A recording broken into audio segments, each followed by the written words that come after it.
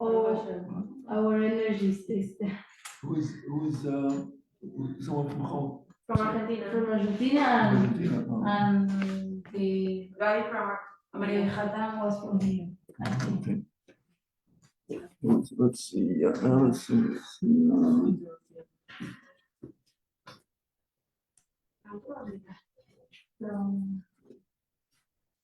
Allison.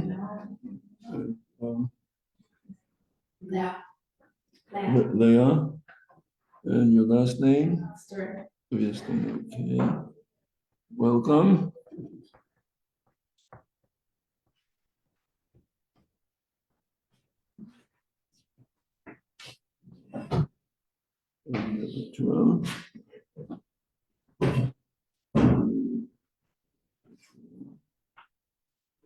Okay.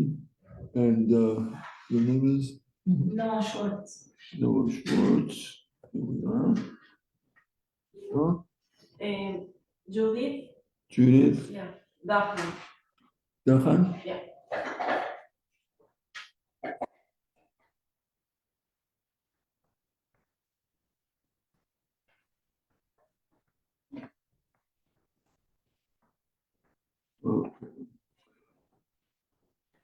Okay, so we're going to pretty much finish off our,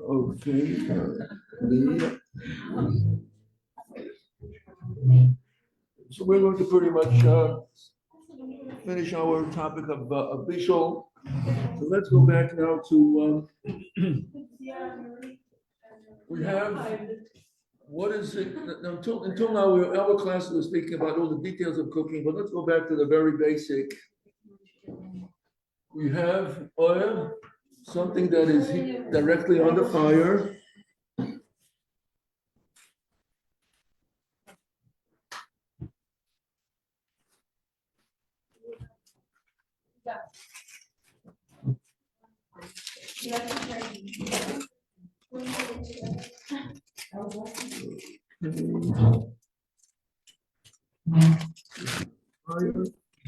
Okay, so we actually have a fire in here.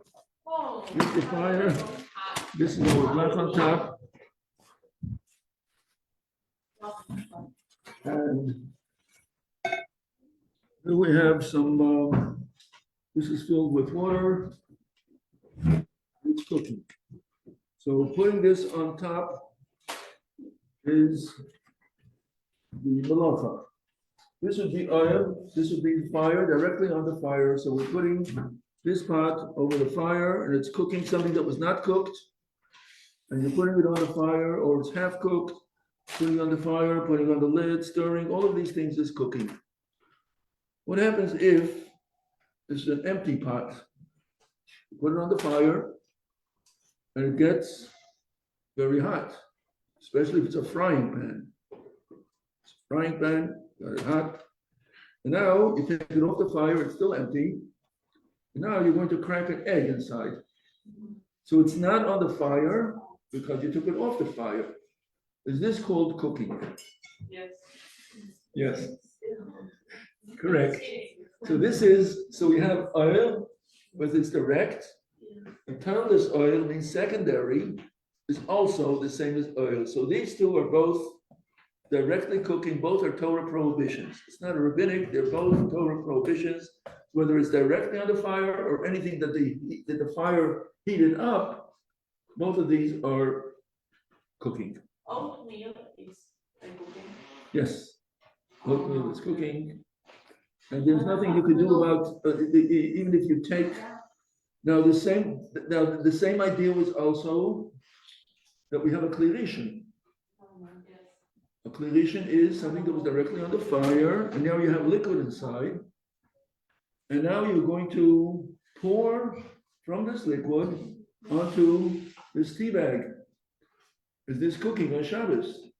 We said whether it is putting it into the klirishin or pouring from the klirishin. So even if I take the klirishin off the fire and it's still hot, putting in the tea bag is cooking, even though it's not on the fire, but it is Toldus oil. So the hot water that's from a Kli Rishon is Toldus oil, which is also a Torah Kli Rishon. And the same thing is over the Elu Kli Rishon. Pouring from a Kli Rishon will also cook as well. So we have oil and Toldus oil, they're both equal. So whether it's directly on the fire, off the fire, heating the pot up, heating the water up, putting this inside, or pouring from a Kli Rishon, they all considered cooking.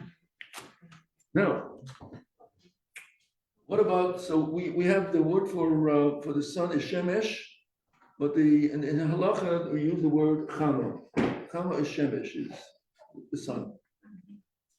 What about cooking from the sun? Solar. Solar. Is solar called cooking? So if I take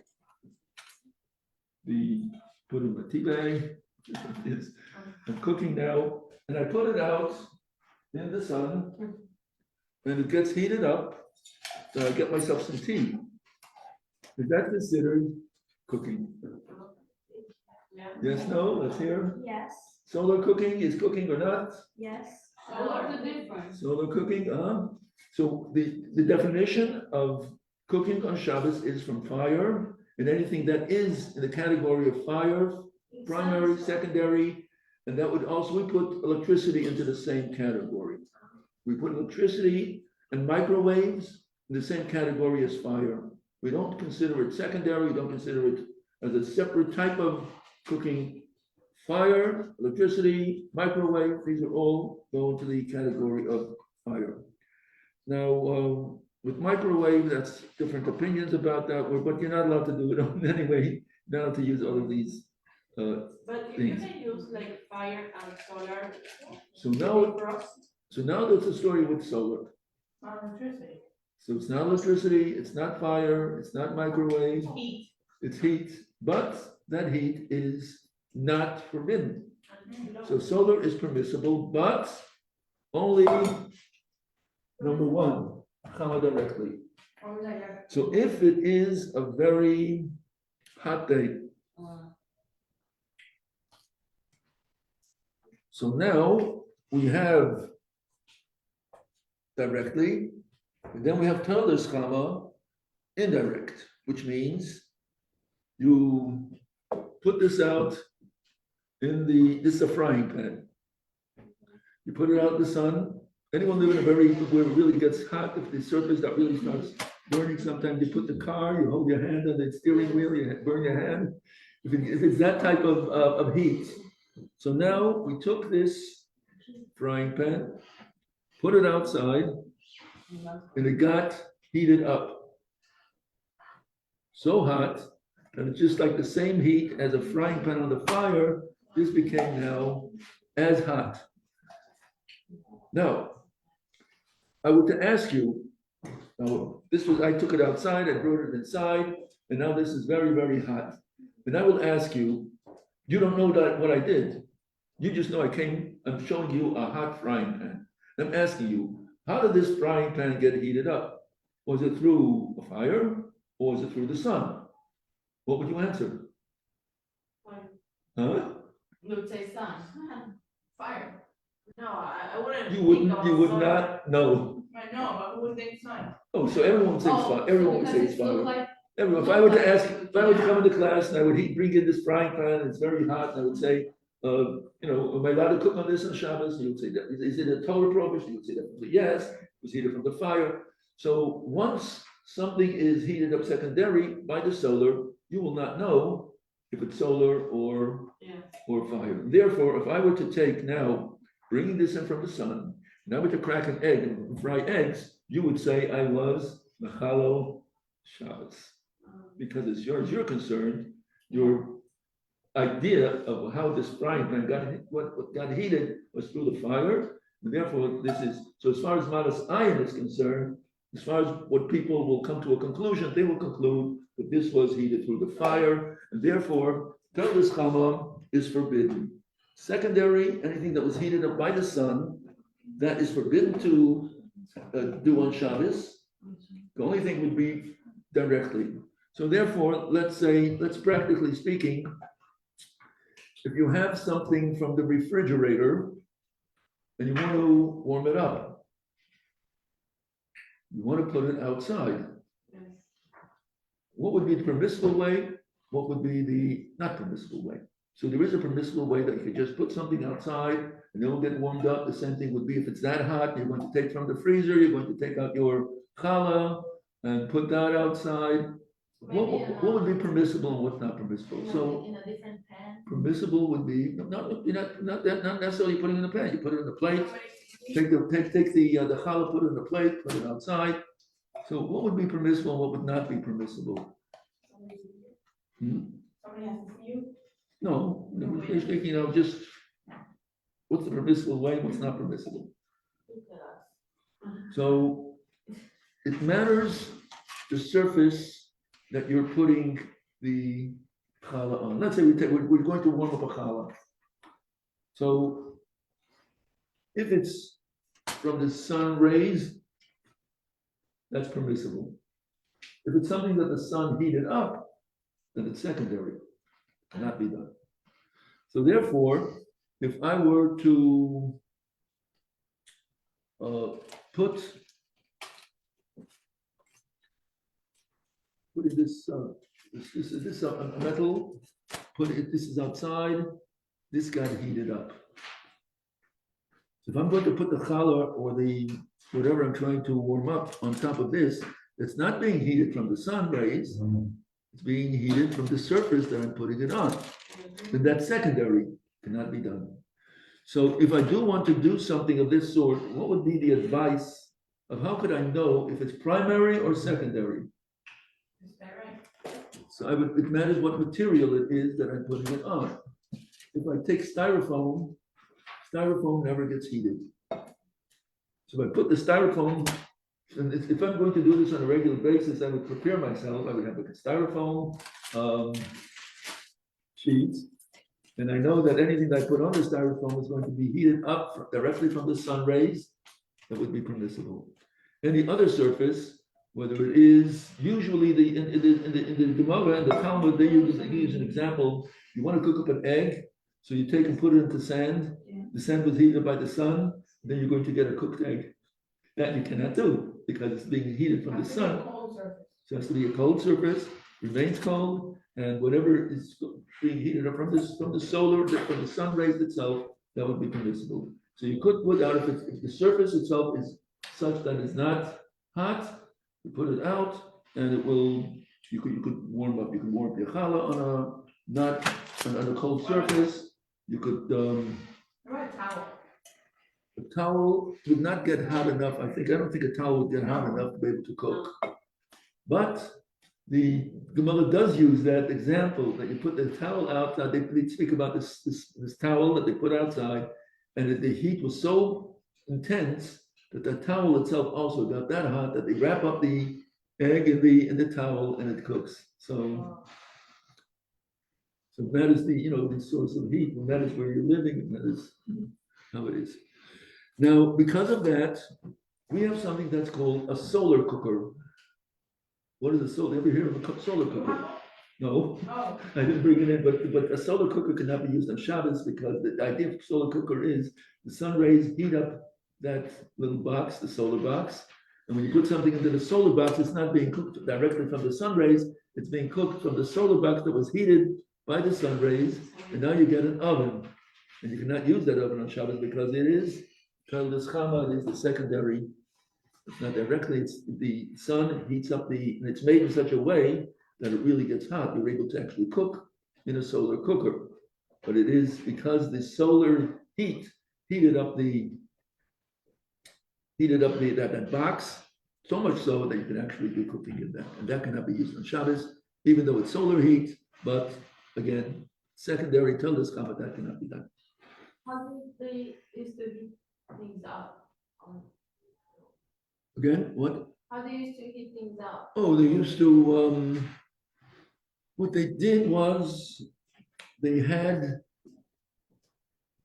basically you could, they had a fire from wood, coals. So for Friday night, everything was fine. Shabbos day, did the coals last till the next day until you were able to eat your chamin, until you were able to eat your cholent? Was that possible? So what they did was they had a communal, so we're speaking about a place that had an eruv. And they had a communal oven that was the baker's oven. The baker's oven was made to reach very intense heat and also to retain the heat for a long time. And everyone would bring on Friday, they would bring their cholent, their chamin, they would bring it to the communal oven. Everyone would put there, it was that big that everyone was able to put their pot inside. Then they sealed it, closed it, and the next day they had a time when the oven was open. Everyone would go to the communal oven and take their cholent and bring it home. That's the way it was done. That's the way it was done in the shtetl. You didn't find out where this was? Well, this is my fault. Well, everyone had their simon, I guess. They, put their name on, put a label on it. Yeah. Okay, so that's one thing.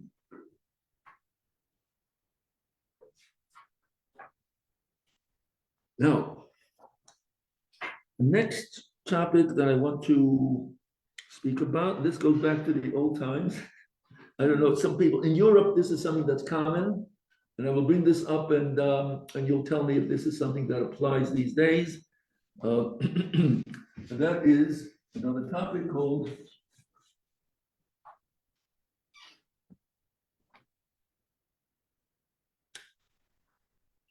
this is on page 182.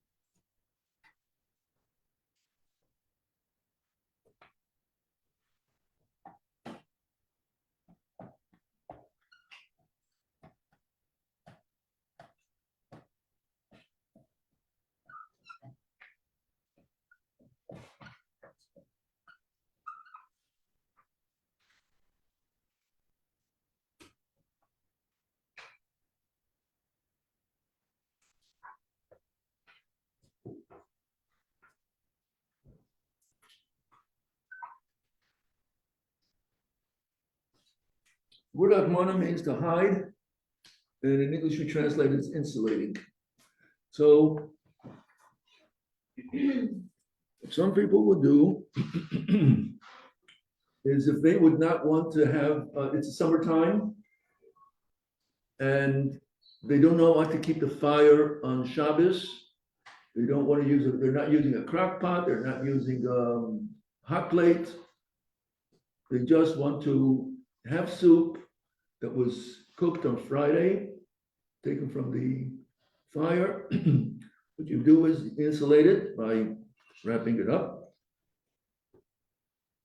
And usually they will wrap it up with a blanket, and this will keep hot enough until you're ready to eat your soup. And this is called hatmana insulating. So doing this before Shabbos is permissible if there is no outside heat. Only if you were trying to keep the heat that's there already, that is permissible. In other words, what happens if you have your cholent on your left, and the fire is not hot enough to really keep this hot. So what you want to do is you warm it out, put this towel on top, and covering up the top is also part of insulation. It doesn't have to be wrapped completely to be considered insulated. Even putting it on the top would also be insulation. So doing this on Shabbos is insulating from something that has additional heat coming in, which is forbidden. They used to have these these hot water urns that were not hot enough, they wouldn't retain the heat. This is, there was that brand. It seems now they've got more sophisticated about it, but the early ones, it usually did not keep the heat long enough, hot enough. So what people, so there was, when they sold it, they actually sold a little blanket, a little coat that you would put on top of your hot water urn to keep it really warm, it would build up the heat. That cannot be done on Shabbos. But so nowadays the hot water urns are hot enough, they're able to retain the heat and you're able to, you don't need any coverings, whatever it is. But as far as halacha is concerned, you could not cover up the hot water urn if it is plugged in, because it has its own heat source, and that cannot be done. That is similar to cooking. So if you take the plug out before Shabbos, and you just want to keep the hot water urn hot, that would be again insulating with something that, if you do that on Friday, that was permissible. So you're allowed to insulate on an item that you're just trying to retain the heat, but there is no other source of heat. So you're just keeping it hot, so the heat does not dissipate. Now, you actually have insulation bags, right? You have they sell these in the stores when you're traveling and you want to keep something cold. So you have an insulation bag, close it in, right? You have insulation bags, you familiar with that? Yeah, but for cold. Oh, so for cold, cold is no issue. Okay. You're allowed to put, if you want to keep you're going to be serving something, you want to take it out of the freezer, you want to put it in an insulation bag, that would be fine. But you can't put in on Shabbos, into this insulation bag, you cannot put in the food that you want to keep hot. So, So, cooler? is Cooler, a cooler, like a a cooler, lunch box. okay, the box. The box, Oh. you put ice in it and then you put. Yeah, so that would be, again, a cooler is fine. You're allowed to use a cooler on Shabbos because there's no malacha involved. So you're keeping it cold. What about putting hot food in a cooler? The cooler is an insulation box. Yeah, okay. What about putting the hot food into the insulation box? Oh, let's see what it says here on page 183. Well, 182.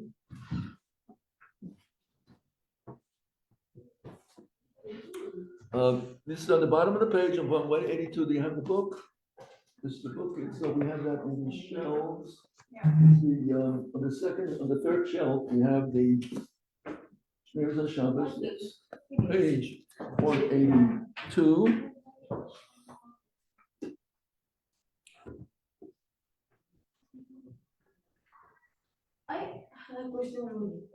The sages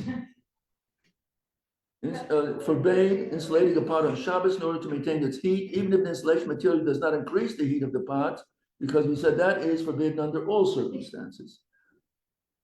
But it keeps its current temperature, such as blankets. That cannot be done on Shabbos itself.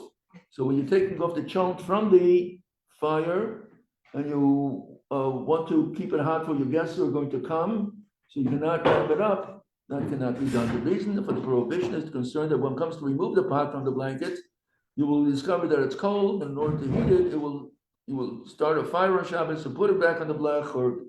So now, when is it forbidden? And let's see if the cooler box meets the criteria of making it forbidden. So number one, when the insulating with the material that clings to and covers the pot on all sides, even if it only covers the top. So this towel is clinging to the sides, even if I don't wrap it around all the way, but the fact that it's on top, then it's also clinging to the sides. So then this is insulation. And it's forbidden. However, if only the sides are covered, the top remains uncovered, it's not considered insulation and it's permitted. So then what you could do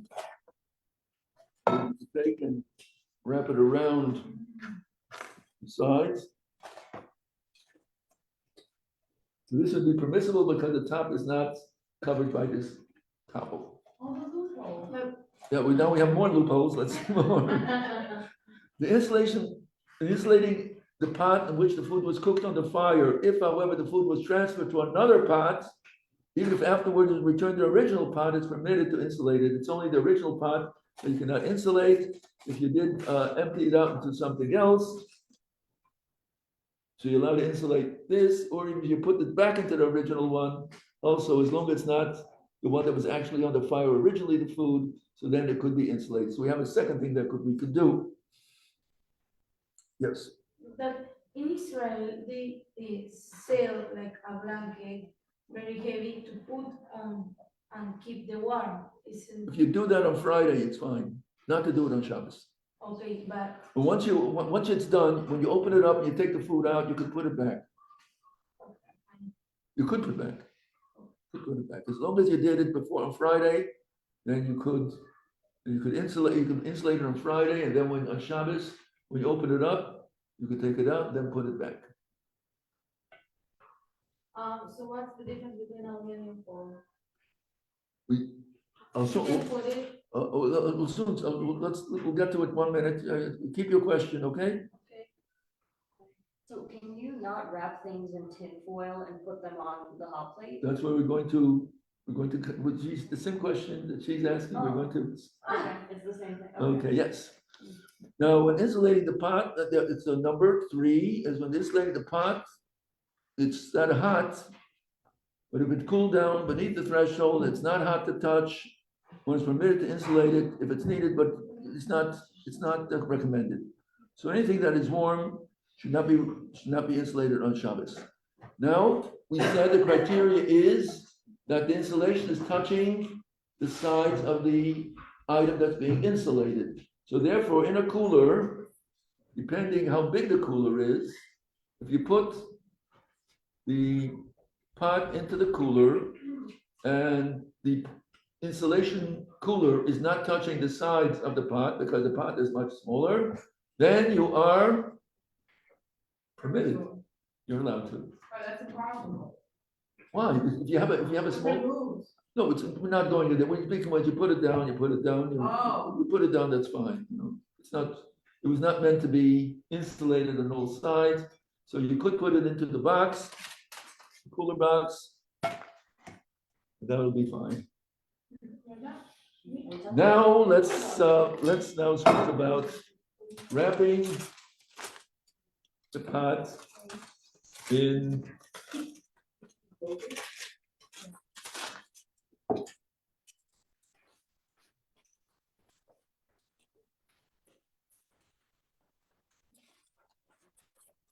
putting that onto the fire.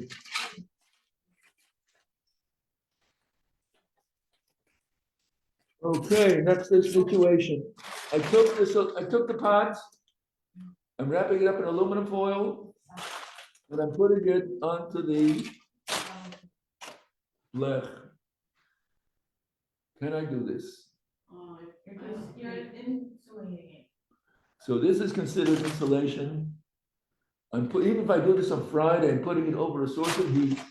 I cannot insulate to begin with on something that is a source of heat. So anything that's on the blech, anything that's on the hot plate, anything that's on the radiator, if it is insulated, then it cannot be done. Technically, Now, the food is insulated in the pot. What? Technically, the food is already. Now, that's a very good question. So, we're going to, this is now we have kishka that we're going to put into we have kishka that's going to be put into the cholent. Yeah.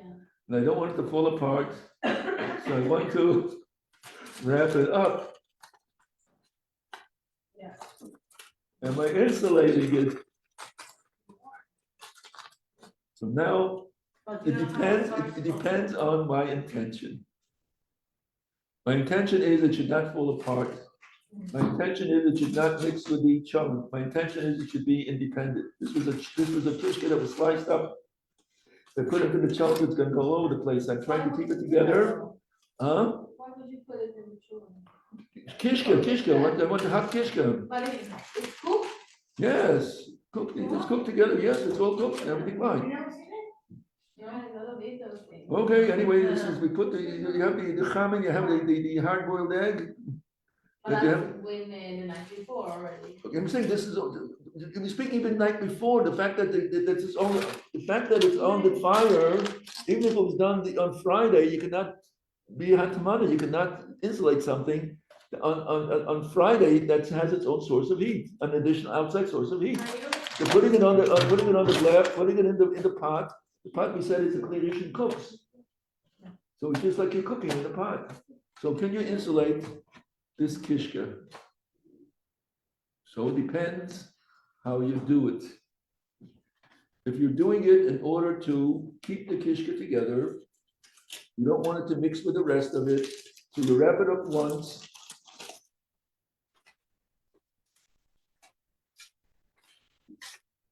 I'm not gonna wrap it all around, I'm just not wrapping it once, because it's now just going to be its outer shell.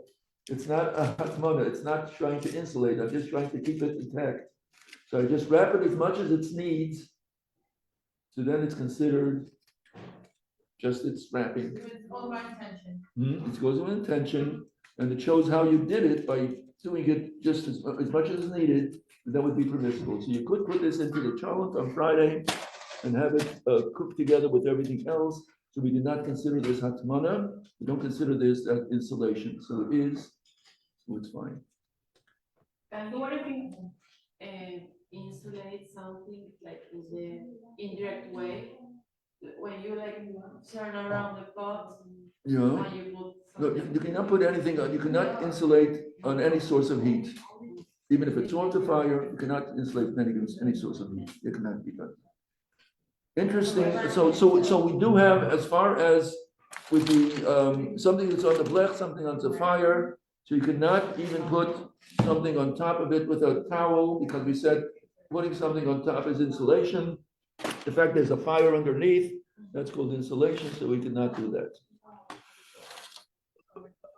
As far as insulating on Shabbos, we said you could put it into a cooler. If the pot is that small that it doesn't touch the sides of the cooler, that could be done. It will keep the food hot. If you transfer the contents of the original pot that was on the kli rishon, you put it into a kli sheni, so then you can insulate that. Another thing could be if even if you put it into, you could put it into a box that it doesn't touch the sides, and then you could wrap the box around with a blanket. That could also be done. So did anyone have any experience in their, that they actually wrap things in blankets before Shabbos to keep the food hot until it's needed? Anyone experienced that? That was done, that was a European style. They did not always have the heat, a source of heat on Shabbos, so they used to wrap it up with blankets. Or in the summertime, you don't want to keep foods, you don't want to keep the oven on, you don't want to keep the stove top on. You would wrap it up in blankets, and it does a good job of insulation. Your soup is hot. But I guess it's everyone has now different ways of doing things. Yes. If you have, a pot of soup, does putting the cover on count as insulation? No, that's the cover. That's a cover. Yes. Again, the cover, as far as the cover is concerned, you cannot put on the cover of food if it's not fully cooked, because that's hastening the cooking. Also, if you are taking the lid off, and you're going to be serving the soup, and you want to put the lid back on. So,